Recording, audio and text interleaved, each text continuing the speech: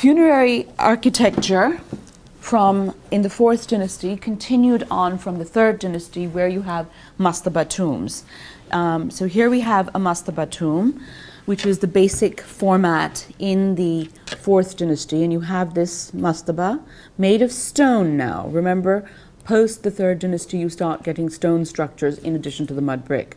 We don't have the niched serech facade. We have this nice batter, and we have a little chapel over here. The burial chamber is accessed through a shaft, which goes down, and then you have a burial chamber here. And in this chapel, which is a very tiny thing, what kind of entrance do we have? Dogleg, well done. And then you have in the focal point the slab stela, which again, remember, it's on the south. Good. Portcullises seal off the burial chamber, which is a very simple thing, undecorated. This is just another image so that it fixes itself in your mind. Now the slab stela here, yes, this is an example of a slab stela in situ. This is the slab stela of Prince Wepimnofrit, right? And here it is. Now, these are made out of, what do you think? Limestone. Limestone, which is carved in bas relief and painted. You can see that Wepimnofrit, he had a faint mustache, and he's got a teeny weeny beard, which is not like the royal beard. It's a much smaller, rectangular thing that has just been added on to his chin. He is wearing, does anyone know what he's wearing? This is the robe of a sem-priest, so you can see a bit of the mottling, because he has a leopard skin on top of his tunic. Now, one thing that you should notice is the fineness and the detailing in the hieroglyphs. You can see, this is a close-up of this bit, but look at how the frog is painted. You can recognize it to species, if you know your frogs. So it's a very, very exquisite way of doing these things, and it's really beautifully detailed work, and it fills in some details on the glyphs that we might not otherwise have seen, and it helps us recognize what they were meant to represent. So the carving is very delicate, the painting is superb, very nuanced, and what we do have here is the deceased facing a table which contains, what are these? Loaves of bread. And they might be colored black, maybe they were blackened because of exposure to fire, but also because maybe it was a sort of symbolic of, what is the black the color of? Rebirth and resurrection, that's it. Good. And over here you have, columns of text which give his names and titles, and also offerings. So it is all about what he is going to get in the afterlife. Here we have another slab stela, this time of a princess. Notice her tripartite wig, the same kind of clothing, and in this the paint is preserved, so you can see that it's supposed to be this leopard skin kind of thing. Yep. She is also a priestess. And again, you have the same formula with the name above here. This is a cute little thing of libations being made to her. Her bread is brown, interestingly. Some people have suggested that this might have been discoloration, but who knows. Anyway, so there we go. And here we have some more of her offerings here. She doesn't have as many titles as Wepimnofrit did. She was the daughter of the king? Generally, if you're a princess. All right. Now, towards the end of, dating mastabas is a bit complicated because, of course, you say Temple Khufu, right? What does that mean?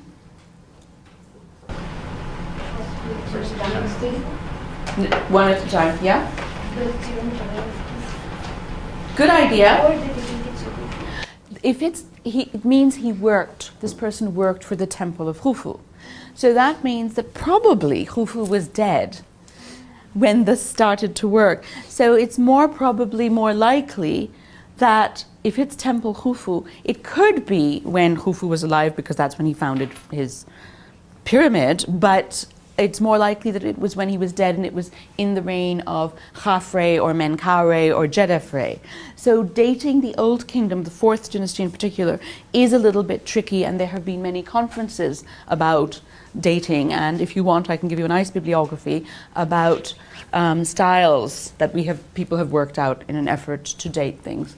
But whether he is the reign of Khufu or not, I think he's probably, maybe is.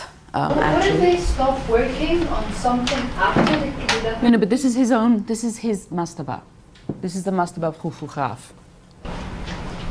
Okay, but you said that it's during the reign of Khufu? Yes. Okay. Got it? Yeah. Are we good? All right, fine. Sorry. That's all right. Wake up. Anyway, so here we have, again, the focal point of a mastaba is always going to be this offering scene, but now you get a diversification of what's going on there.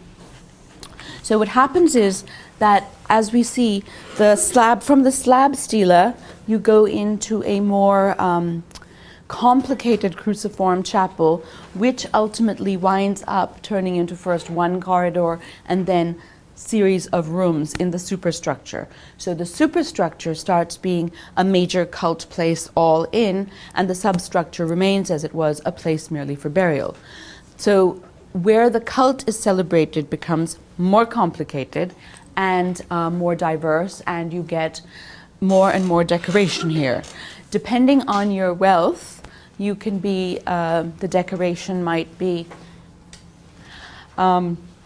painted, or carved and painted. That's the decoration in general? Yeah, within the mastabas. It depends. A lot of it is a matter of wealth. We will talk about private tombs anon.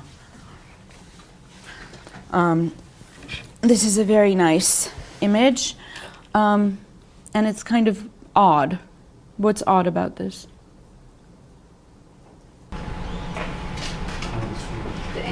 Yeah, the walls are slanted. It's very, very curious, because this is not an exterior space. So the architecture, what you see in the 4th dynasty mastabas, you're getting a lot of experimentation, a lot of imagination, a lot of stuff happens. So although we try and make it sound like they're rules, there really are far fewer rules in the 4th dynasty than they are, say, later on in the Middle Kingdom. Anyway, we'll talk more about these, I think, in 1 minute. But what I want to do now is move on in terms of royal burials. And after the reign of Khufu, whose tomb complex we have discussed, I would like to now turn to his successor, Jedefre, or Ra Jedef. Now, what is different between the name Snefru, Khufu, Jedefre, Menkaure, Khaf, the Ra? So what you're seeing here is now an articulated affiliation with a god, which you don't see earlier, really. Right? Think of all the names of kings. So at this point, you have a king who is claiming a relationship, a personal relationship with the sun god Ra. Already, though, we had that the pharaoh was the son of the sun god, right? So this is sort of really formalizing this relationship. And we see at this point probably the priesthood of Ra rising in power. Now, many people have made a fuss about the fact that Jedefre's pyramid is in the north at the site of Abu Rawash. There is actually no need to make a fuss about it, because until the reign of Khafre, really, most kings used to found their own new pyramid spot. Snefru had Dashur, Zoser had Saqqara, Khufu had Giza, and so it was quite logical for Jedefre to set up this new place. Abu Rawash is the most northern pyramid we have in Egypt. It is also on a wonderful high promontory from which, if you look south, you can see on a clear day, even now, all the way down, in fact, to Dashur. And probably in the old days, you might be able to see down almost to Meidum. So you would have seen this row of pyramids, and each king making his pyramid in a slightly separate place. And remember what they would have looked like, with being these large limestone edifices capped with electrum, shining brightly. Now Djedefre might also have oriented his pyramid a bit so that it could have, attached itself visually to Heliopolis, but we're not quite sure if that works. The pyramid is now becoming more formalized. We have the pyramid itself, right? Its enclosure wall, the subsidiary pyramid, although it's labeled satellite, I prefer to call it subsidiary. What's the difference between subsidiary and satellite pyramids? Subsidiary, I'm assuming, would be associated with, while a satellite is seen as kind of just related to. The subsidiary one is sort of the King's Ka pyramid, right? It's like the southern tomb for Zoser. It's the southern pyramid associated with the Bent pyramid, right? A satellite pyramid belongs to a dependent, a female family member. So you will find these terms used interchangeably, in fact. But for this purposes of this class, I would like you to use subsidiary for the royal Ka pyramid and satellite for the dependents. Meshi? All right. So here we have there's an enclosure wall. We have the satellite pyramid. Within the enclosure wall, we have the mortuary temple, the boat pit, and then you have a causeway going towards a valley temple, which has not been very much recovered. Now, this is a very different format from the pyramid of Khufu, which that and the Snefru pyramid are the only two pyramids that actually have burial chambers within the body of the pyramid. This one has a burial chamber far below. Now, this is what the pyramid looks like nowadays. The reason it is so denuded is that in the late 19th century, Petrie and others report that the Khedive had ordered the pyramid dismantled, the blocks taken away, to be crushed and burnt for lime to make Cairo. So some of the blocks, the outer casing blocks, would have been used for buildings, and the inner blocks that were not as beautiful would have been used, in fact, to be burnt as lime, and that's why so much of the pyramid is destroyed. So when the Napoleonic people came here in the 18th century, they would have seen a much greater pyramid. So it is only in the past 200 years that this has turned into a rather sorry, sad-looking pyramid. Excuse me. Oh, sorry. Sorry. Ms. Sorry, Gary? Professor. So the original size of this pyramid would it have been similar to those at Giza? Probably a little bit smaller because he took advantage of being on a higher place. But this could have been the fate of the great pyramids at Giza as well. Mm-hmm. Yeah. I mean, it is a smaller one because the base is smaller.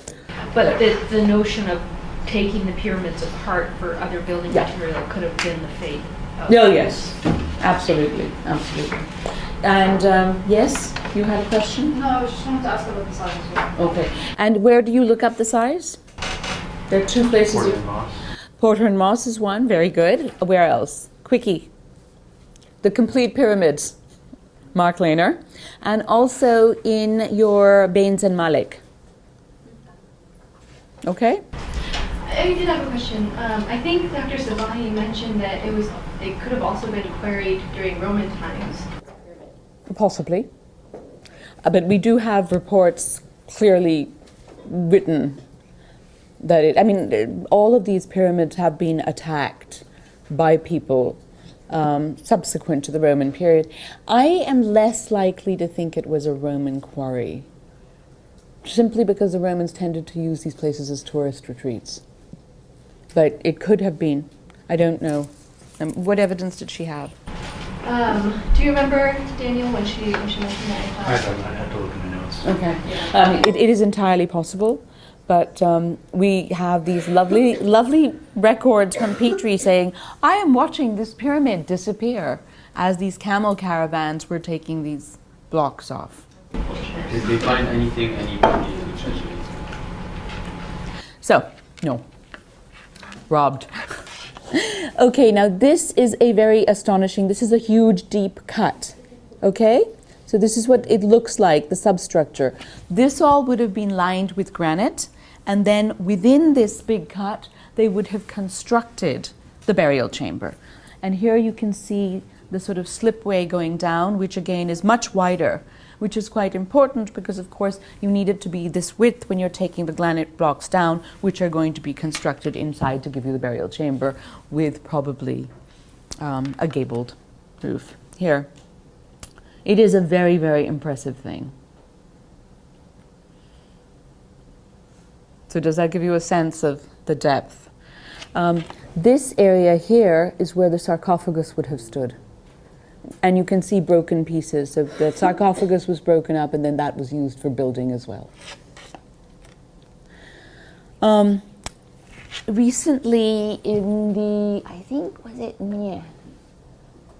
Anyway, in the last 15 years, I think maybe 1999, 98, when Michel Valoggia, Swiss, he was excavating here, and he in fact found a subsidiary pyramid, a second subsidiary pyramid here, which was quite interesting because we didn't have that earlier in recorded on the site. He also worked in this area, which is the mortuary temple.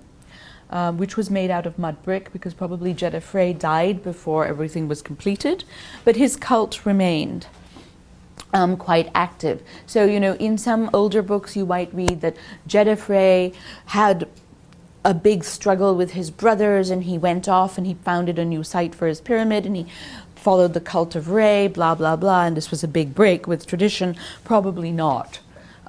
He probably, yes, the cult of Re became more important during his reign, but it also became subsequently the main cult for a king to have, and founding a new site for his pyramid was perfectly in keeping with what one used to do in the earlier part of the Fourth Dynasty, Third and Fourth Dynasties.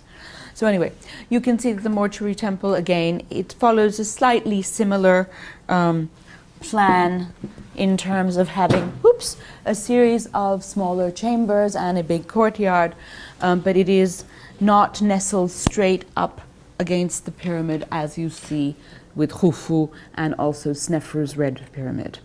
When we were there, a while ago, before Valoggia started working, in the mid-90s, Vasco Dobrev, Dr. Dodson, Dr. Swalim and I went on a little field trip, and we were poking around and we turned a piece of quartzite over and we discovered that it was in fact this, which is part of a statue. Can you make out what a hand? So do you have any idea what this might be? Sitting on the... What is that? Nope. It's hard to see with this, but it's a woman, kneeling woman, who would have been sitting beside the king. So this is part of the queen. How would you tell that? If you look at enough statues, you can. And if you look at it, you know, you have to look at it carefully. But yeah. She has a better manicure. Yeah. And she's wearing a dress, which you can see over here. I mean, because you don't have the knees separated, right? And it's also a type that you will see. So now it's been published now, and so there's a paper about it, and it's in the museum. But it was kind of fun to discover this just totally by accident, by turning over blocks of stones. See? We've tried to see if it in fact belonged with this, but it didn't belong with this one. But it's a similar style, right? If it belonged to this one, then this one would have been huge. Yeah, How it big is it actually? The piece is this big. So it would be really big. I mean, it's the size of Khafre. All right, so here we have Jedefre. This is in the Louvre because the early work here was done by the French. Here, the king is wearing his Nemi's headdress.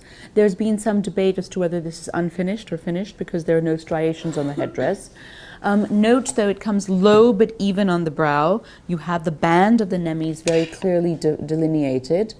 There's a little bit of a mistake here, which probably would have been covered up by some paint. The uraeus here goes up in a nice serpentine way.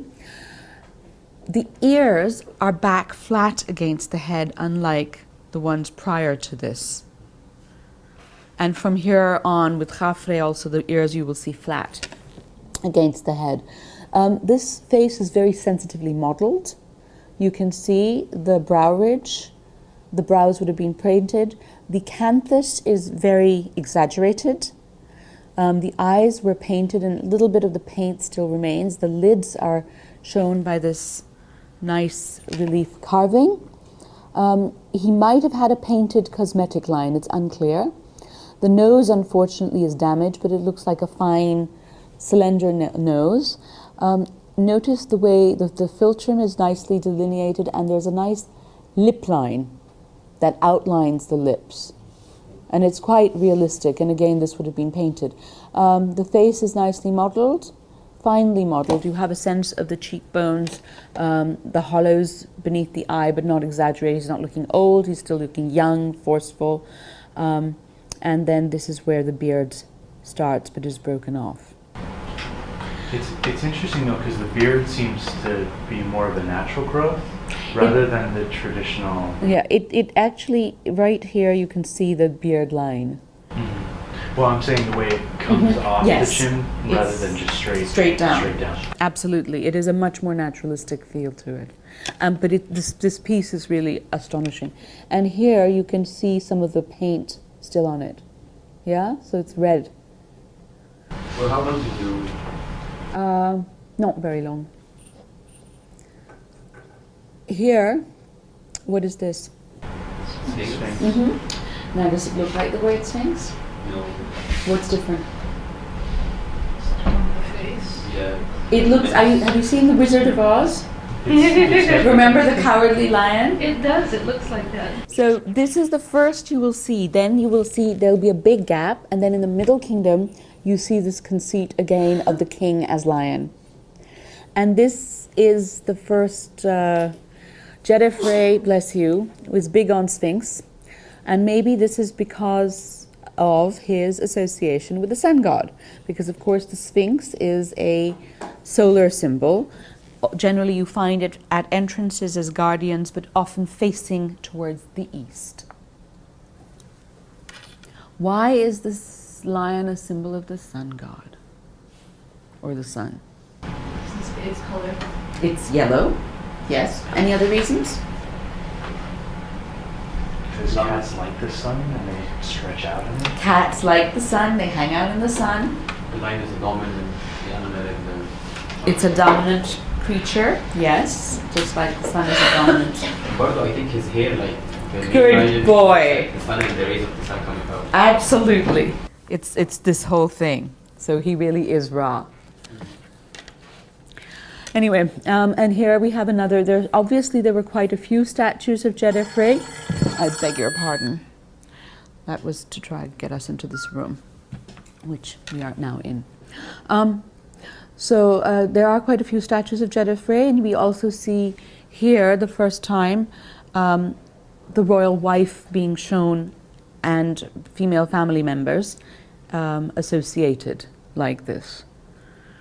This is his serech with the name Khepri, and there is in the cartouche is the Jedefre, or Ra Jedef, depending on how you want to say it.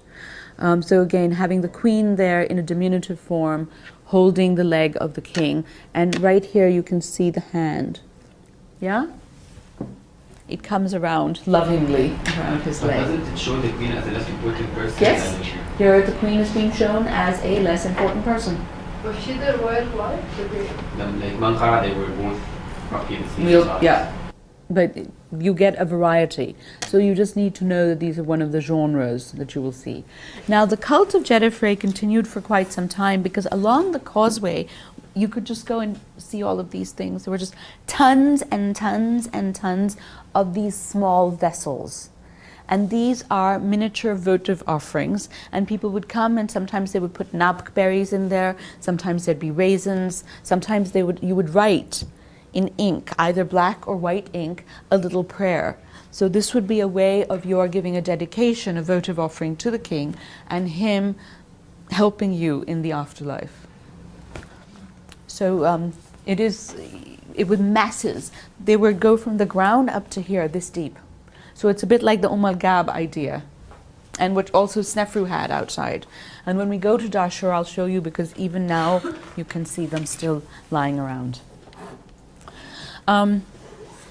This is a scribal statue contemporary with the reign of Jedefre, and I want you to take particular note. Now, this is the typical scribal statue sitting in his cross-legged position, looking out with his hair like this, going out in this slightly flyaway fashion. He's made out of granite. He's this big. Small, huh?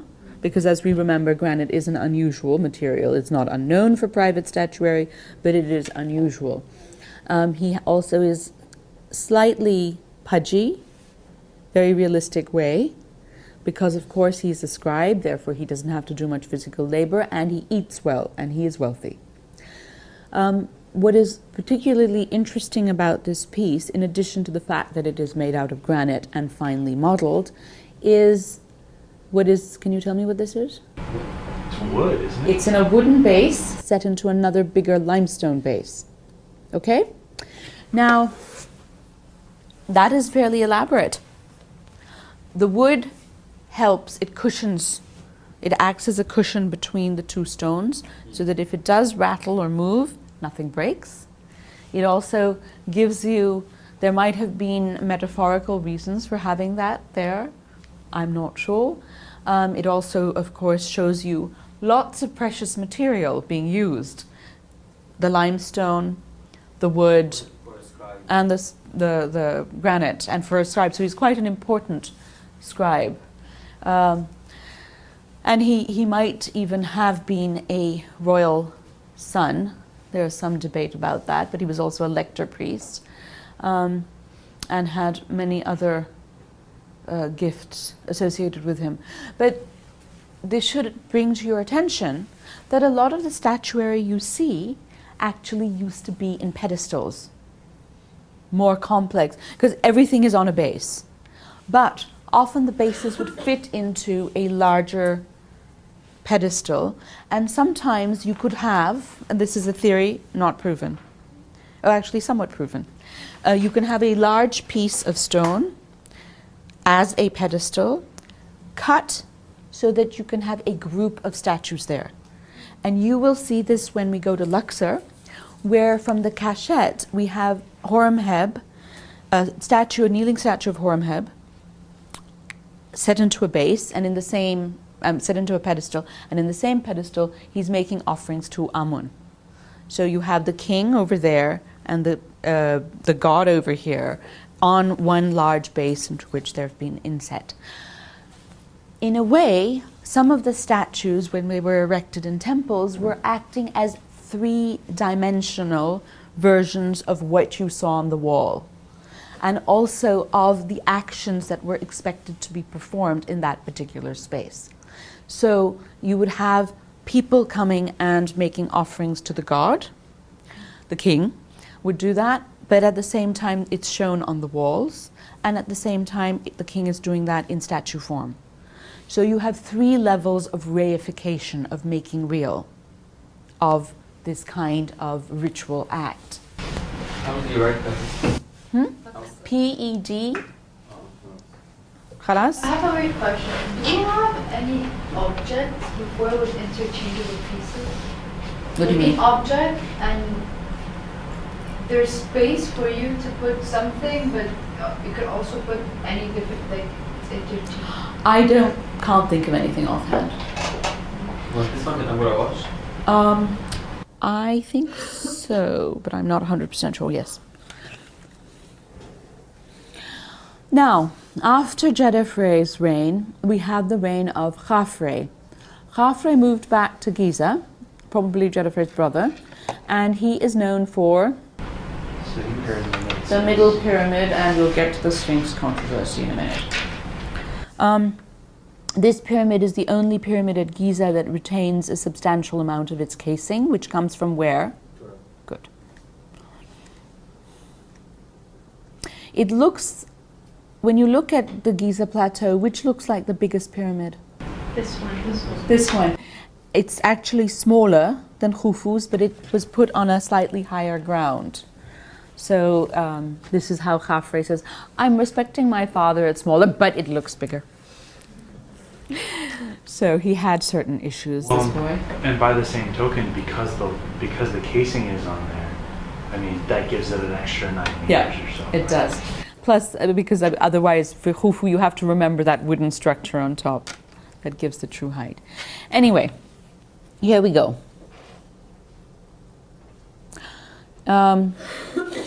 As always, the pyramid is entered through the north. There is a descending, we'll look at the substructure in a minute. There is a subsidiary pyramid, but this one is outside the wall. Okay? Now, let's quickly go over, I want you to remind yourselves of what are the elements of a pyramid complex? List. Causeway. Pyramid, causeway. One at a time. Stop being piggy. Valley temple, mortuary temple, causeway pyramid. Enclosure wall. Enclosure wall. Someone back there.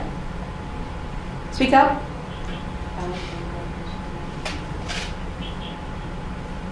The burial chamber. That's part of your pyramid. Boat pit. And often stele, which you have in a northern chapel frequently. The satellite pyramid. Satellite pyramids, good girl. And also at the Valley Temple there's a key for where the water comes and your boats dock. So that's also part of the construct. So remember all of those things, they're very important. So here we have the pyramid, the satellite subsidiary pyramid. He has no satellite pyramids. Enclosure wall, mortuary temple, causeway, valley temple, and the key is right here. We will see it when we go to Giza. What's the Sphinx? What's the key again? Quay. That's the key where the water comes up, and that's where you get your boats. It's like a little harbor kind of thing. Okay. Oh, oui, okay. Les quais. What's the Sphinx then? بعدين صبر جميل يعني. Alrighty. These are just ways of showing you the inside of Khafre's pyramid. Now, what do you notice about the entryways here? What about this one in yellow? It's on ground level. It's on ground level and it's outside the pyramid. You see that? So it's an interesting thing. Again, until the 5th dynasty, we really don't get much in the way of rules. Was it done by robbers or at the time of the day? What are you saying? One at a time. Maybe it was done like by robbers. No, was it done? that's very nice. It's not done by robbers. The burial chamber obviously had been penetrated in antiquity because it was robbed. But in the modern period, the first person to really go inside was Giovanni Battista Belzoni on the 2nd of March in 1818. How do you know that? I'm just so clever. So, in fact, for a while, before they cleaned it, there was all sorts of graffiti here. And I wish they hadn't removed some of it. I mean, graffiti is obviously bad, but some of it was also old graffiti, other 19th century graffiti. Now, you need to know who Belzoni was. Does anyone know who Belzoni was? Was he the one who moved the Ramses. robbers? He excavated the temple of Ramses II at Yeah. Istanbul. He moved Yeah, the... he used to work in circus or something. Good, good, excellent. So at least some of the documentaries are useful. Yeah. So Giovanni Battista Belzoni, originally we think from Padua, wound up in Britain as he was trained, he said, as an engineer. He wound up working, couldn't get a job as an engineer, so he worked as a circus strongman because he was over 7 feet tall and very brawny. And so there are pictures of him from his circus days where he was the base of the human pyramid. And so Belzoni would be standing here and there are people piled up all over him, going up for, many, many, many feet. He married an Irish woman who had been resident in Bristol. Her name was Sarah. And they did the circus circuit for a while. And then he heard that in Egypt they were being called because the Khedive had said he wanted foreign experts to come and help modernize Egypt. So Belzoni said, Yalla, let's go. So they sold up and they came here. And Muhammad Ali was like, okay, here's another person. And Belzoni said, I've come up with this great idea to lift water from the Nile and for irrigation.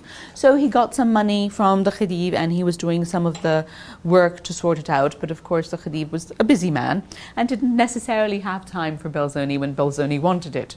So Belzoni also amused himself by going around the Cairo area, particularly Saqqara and Giza, and exploring it. And he really fell in love with Egyptian antiquities at this time. Anyway, he had a demonstration of his, finally with the Khedive, a demonstration of his water lifting device, and it turned out to be not very successful, and some child got injured during the demonstration, and the Khedive said, Khalas, I am not having any of this, bye-bye. So Belzoni and Sarah were stuck in Egypt with no money for a passage home. So he started doing more in the way of exploring Egypt, and he teamed up with Henry Salt, who was the British consul in Egypt and who used to buy and sell antiquities as well.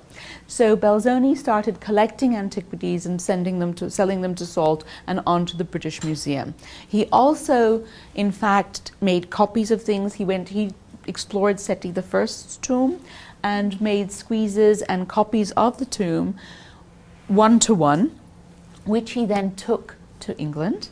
And there are two sets that were made. One was in England and exhibited in Piccadilly Circus in the Egyptian Hall. So people could go to look at the paintings in the room, and they could, in fact, you've got pictures of Regency bucks lolling about in a recreation of one of the chambers of Seti's tomb.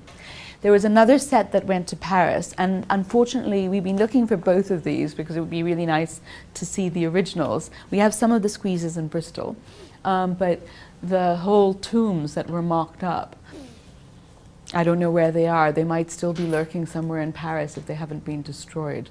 But this was a way for people who couldn't afford to travel to really have a sense of what an Egyptian tomb was like. And it's sort of a precursor to all of these scanned tombs that people are doing right now. Anyway. Excuse me, Professor. Yes. Has anybody written or posited about the influence of these two exhibits on the whole sort of growth in the field of Egyptology and the kind of passion for the... Yeah.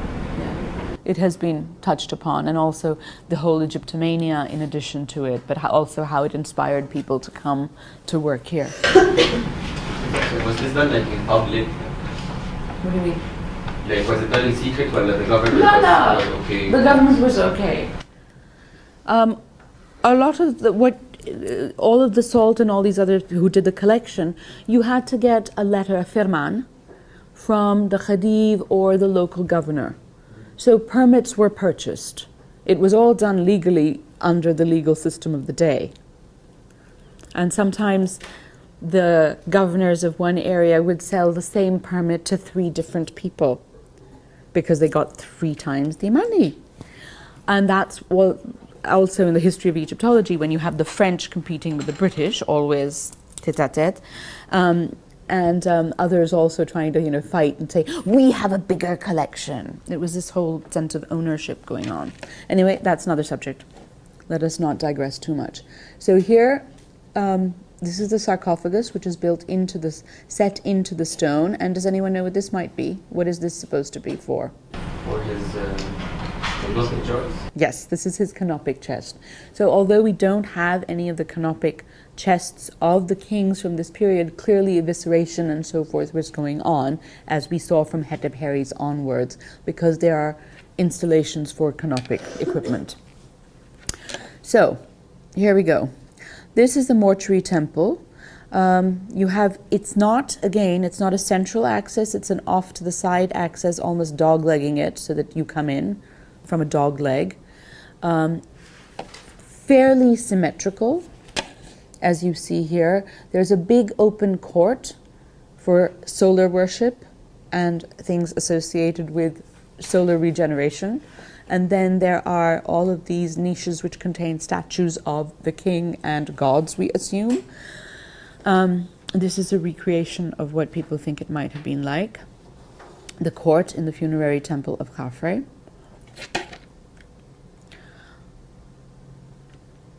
And this is the Valley Temple as it stands today. Now the way of construction here is interesting because what they did was they cut straight down into the limestone again, shaping it, and then within this recess, this negative space, they built in granite. And so you have this made here. Now look at the walls. They're not even blocks at all. It's like a puzzle. It's a huge jigsaw puzzle. And maybe they put these blocks in and then carved down in situ. When we go and visit this, it'll become clearer because the corners, you expect a corner to be made with 2 pieces of stone like this, right? Over here, often it just curls around. It's very, very unusual, very peculiar, very typical of the Old Kingdom. You don't see it that much later on. In some of the Middle Kingdom structures you do. By the New Kingdom it's not. It's an obsolete form of construction. Now what's very interesting, and we will see this when we're there, in the Valley Temple of Khafre, it's set up, it's constructed with the windows, as you all remember, always on top, little slitty windows. The windows, the light would shine and illuminate the statues at different times of day. So in a way, these are different aspects of the king that were being vitalized by light at a different time of day, dependent on what ritual was going to be practiced. The Egyptians used light as a component of their architecture.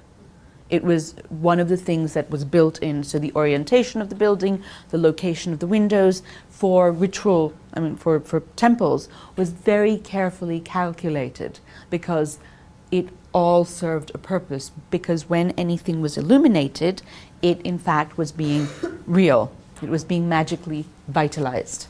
So if the light came on the chest, for example, and then they're thinking about the king's heart or something? Well, I think generally it just touches the statue. So it doesn't, okay.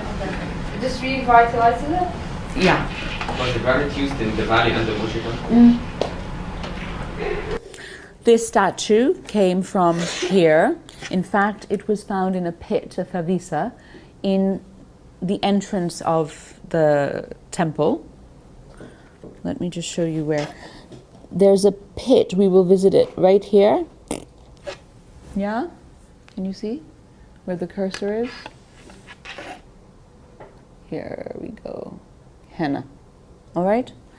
And yeah, and a lot of these statues were plonked in there at a later period because, of course, these cachettes, you all know what a cachette is?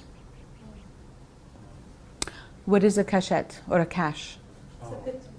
It's a hidden thing. It's a trove. So it's from the French to hide, caché. And so there's this pit that's carved and you plonk these things in there because, of course, if it's sacred, you can't throw it away. It's dedicated to the god or the god king. So it was kept in there. One of the best, finest statues that we have in Egyptian art. Ms. Berry, would you like to describe it? Yes. Why don't you start from the top and go down? Well, it's in diorite. It's in Khafre diorite.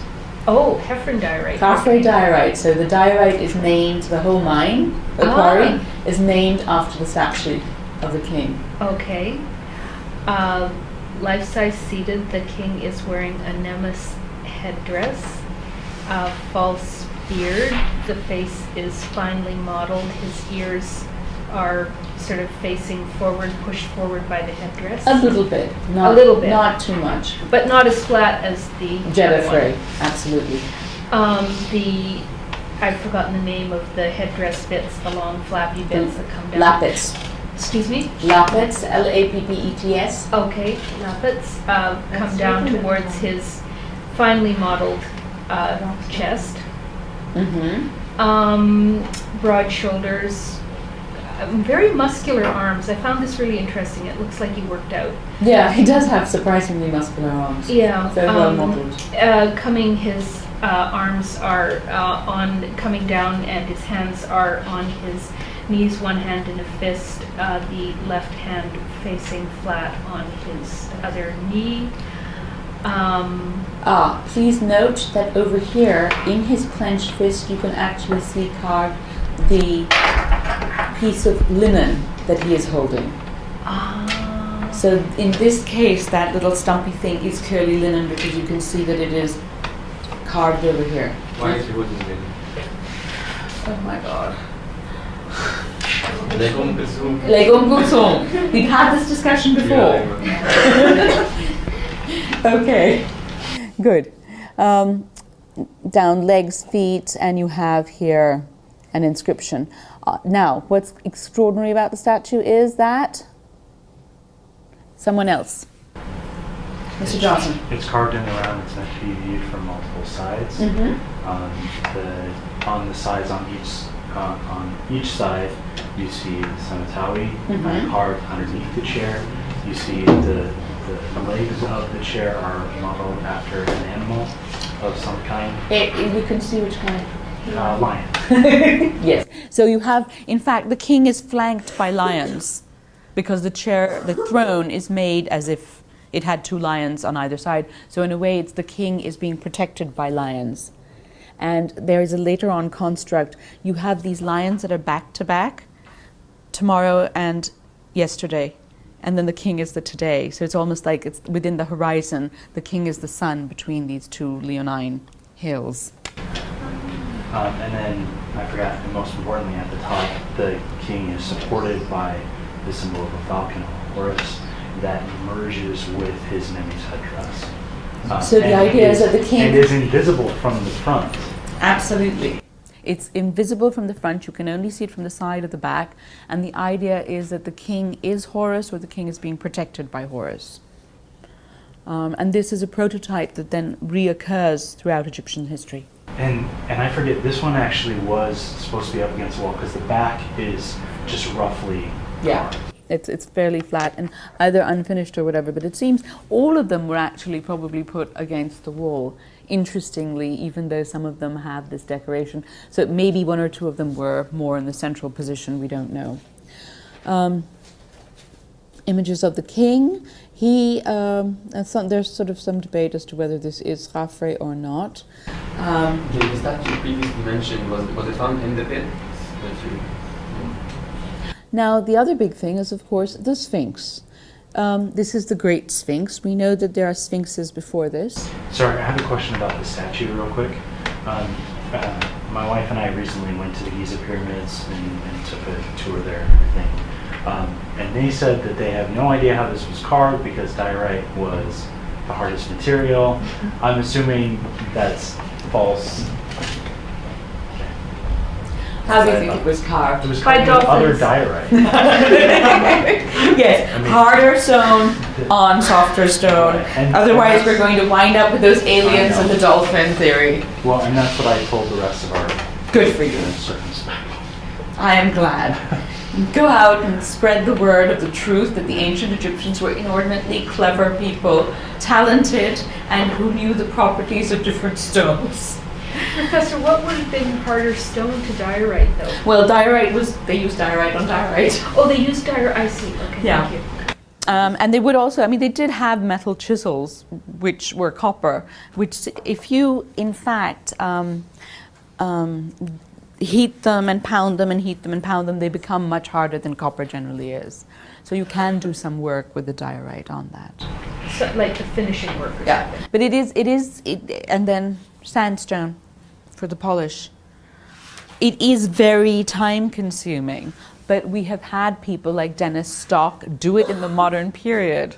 So there's an entire book about recreating how to do this, STOCK. And Dennis I think he spells his name with a Y. So in that photograph, or then that reproduction, Professor, would there have been multiple statues like this in that row? Remember we saw some of them in the museum where we had There's- 3 or 4 of them? Most of them missing their head. And you looked at the one with the back which had the horse sideways, so it looked like the seraph. Okay. So there are a bunch of them. Okay. So several statues were found, but they were probably 12 or at least hours of day or night. And also when you go there are little like carved out sections where you can see that this is probably where it's We will be going to Giza. I will, in fact, on Blackboard post all of our field trip dates now that we have reserved. Would this be the model of the statue that would be found in the mortuary and the temple, at the Valley Temple? This was found in the Valley Temple. Like all of them would be looking like this, or would there be variations? You already saw some of them. Were they identical? Does that answer your question? Maybe they be found elsewhere. I don't know. No, they were all found in Mabad. So yes, there is variation. Okay. Sphinx. Now, the Sphinx is half lion, half human, or mainly lion and somewhat human. Generally, you have a human head, except with the Jedefra and some of the other sphinxes, where you just have the face being human. The word sphinx, of course, comes from Greek mythology, where the sphinx was female. You know the story of Oedipus. And you know the riddle of the sphinx. You should all know, all educated people need to know the riddle of the sphinx. Who knows the riddle of the sphinx? Okay, little one here. Tell us what the riddle is. What walks on 4 legs, then In the in morning. the morning, then 2 in the afternoon, and 3 at night. Mm-hmm. Do you know the answer to that? And the answer is? Man, Or human beings, to be slightly less sexist. in the morning of their life they crawl. In the daytime of their life they walk. And in the old they walk with a cane. So that's a thing. And if you didn't answer that, the Sphinx would devour you.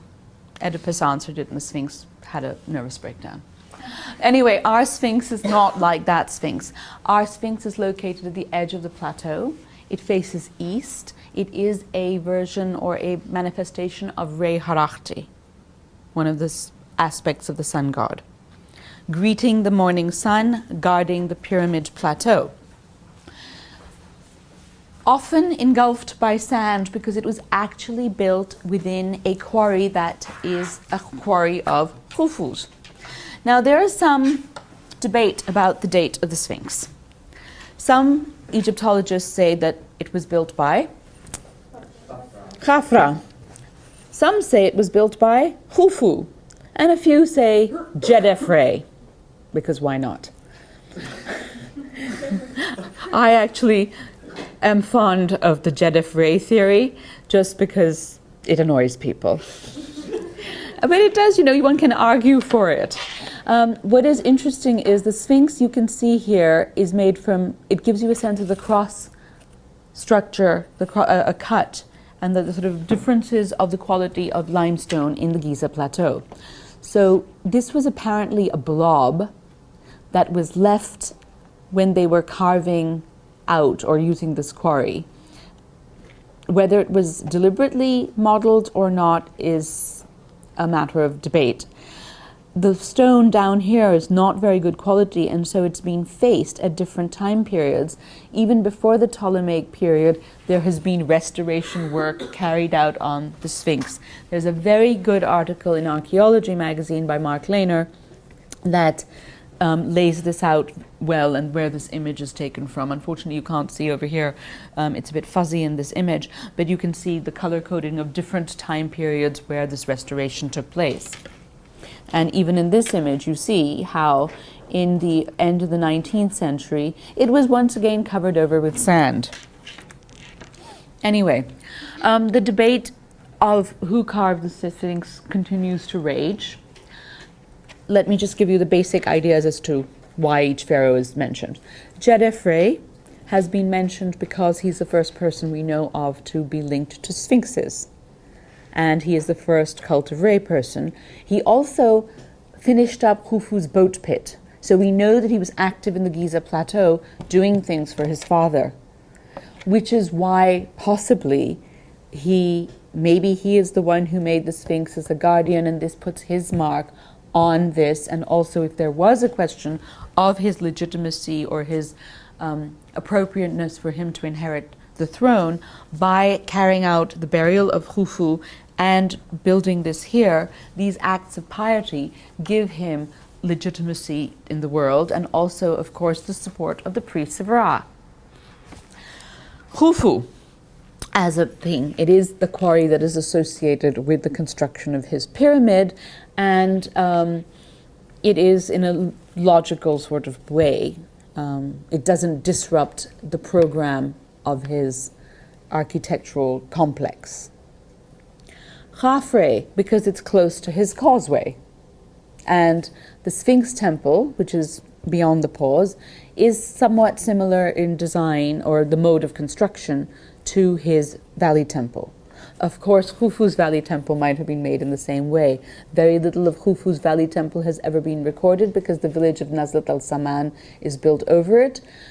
Petrie recorded a little bit of it, and then subsequently when USAID was doing sewage works in Nazlat al-Saman, the archaeologists managed to see a little portion of it, and they have recorded that and published that in Jarsi. Anyway, so Khafre's proximity. Various people have tried to put, well, we'll look at this in a second, have tried to put faces to the Sphinx's face, but we know that it has been so mucked about with over time, it's hard to tell now. Because remember, the beard, which you saw, portions are in the British Museum, the rest are in the Cairo Museum. This lump over here is probably an image of a king standing in front of the Sphinx. And here we have the dream stela of Thutmose IV that shows the Sphinx on a rather exaggerated pedestal. So, does anyone know about the dream stela of Thutmose IV? Tell us. That Thutmose IV found the Sphinx covered with sand, so he removed the sand and slept between the paws of them. No, he slept between the paws first, and then he told him, remove the sand and I will give you stuff. Thutmose IV was not going to be king, he was a younger son. And he claimed that he was hunting nearby. He fell asleep in the shadow of the Sphinx, and the Sphinx spoke to him. Re Horakhti said, clear me of sand and you will become pharaoh. So he cleared him of sand, and lo and behold, he became pharaoh. Nice legitimacy story. Good propaganda there. And so he erected this stela to commemorate this moment where he and the god had this conversation and how he was God's chosen one, and so on and so forth. It also tells you that there were lions nearby, or there was a hunting field in the 18th dynasty. Now, who is the Sphinx? Khafre or Khufu or Jedefre? Some people have looked at, this is actually, the people have looked at the faces, but I don't think that's really, the scale is so different, and the face of the poor Sphinx has been mucked around. By the way, now one thing that is interesting with the Sphinx is, look at the ears. They stick out a little bit, and that is closer to Khafre. Khufu, who the hell knows? We don't have enough. What do you think of us? If you have to put in a percentage to each possibility. I think Khafre is probably the most probable, but I still like... Exactly. But I like the idea of Jedefre, who's been so maligned by Egyptologists historically. I feel that he needs to have his moment in the sun, as it were. No pun intended. Now, there have been a lot of theories about, the Sphinx was originally, so look, very low on the brow though, very big bulgy eyes, which in fact don't fit with any of the kings that we have looked at. Now the nose was removed probably in the Middle Ages, early Middle Ages, by a son of one of the Khalifas who decided that he wanted to show domination over pagan past, and so he took off the nose. Some of you have mistakenly been taught in school that Napoleon did this. Napoleon's soldiers did not do this. It was done by one of the Khalif. Yes, an Arab. An Arab. Not necessarily an Egyptian, an Arab Vader. But anyway, some of the Egyptians would have done it too. So, remember that this statue was once painted. Remnants of the paint still remain on the face, so you can see the red, the eyes would have been painted, the head would have been painted, headdress would have been painted. What colors? Yellow. Blue and yellow. So if all of it was red, not white? Face red. Face one. Yeah, yeah. Who knows about this part? It's all eroded. And so this gives you a sense, this is this quarry in which it's located. Many people have said that the Sphinx, that underneath the paws of the Sphinx is a secret chamber filled with secret hidden knowledge. Many books like that. People have been doing resistivity magnetometry in an effort to see if this is true or false. So far they have not found any truth to this. There are holes around the Sphinx though. Under his left paw, armpit, back of the neck, and under his bottom, appropriately, is a shaft that leads down to a burial place where they found 26 dynasty burials. So all of these things seem to have been made later in the Sayyid period, where people were coming close to the older things to get the barakah. So we do have these different holes, but they're not...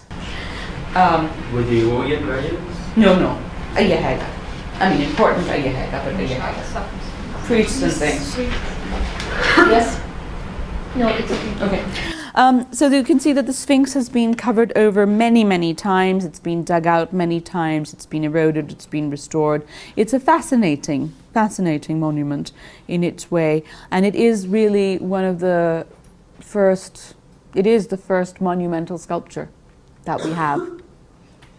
Stone. Now, this temple is called the Sphinx Temple because it's dedicated to the Sphinx. It is, because it is a solar temple, its focal point is a large courtyard.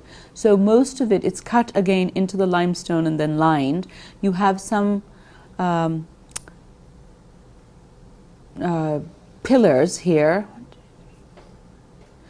8 here, 8 here. And 1, 2, 3, 4, 5, 6, 6 on either side. So there we go.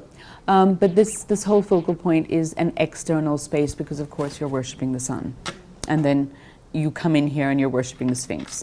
But it is interesting that the Sphinx temple is not totally aligned with the Sphinx. If you look at the axis, it goes off to the side, right? One wonders why.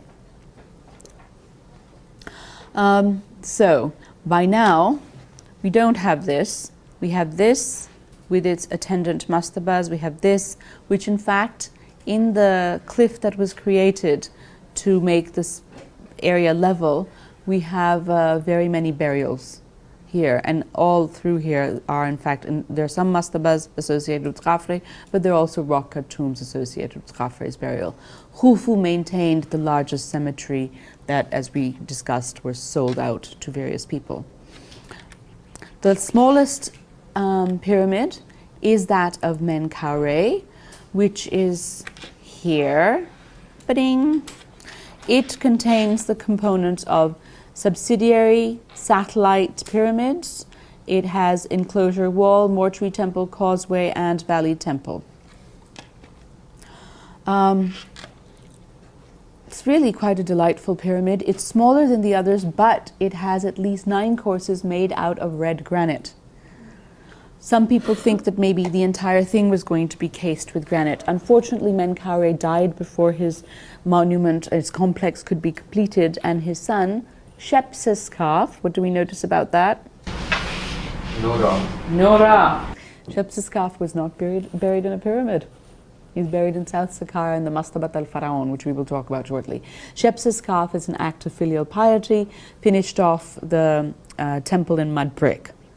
So it is quite interesting combination. Later on, the temples of Menkaure were used as for homes for priests in the 26th dynasty. All right, we are going to finish Menkaure in the morning and basically finish the 4th dynasty.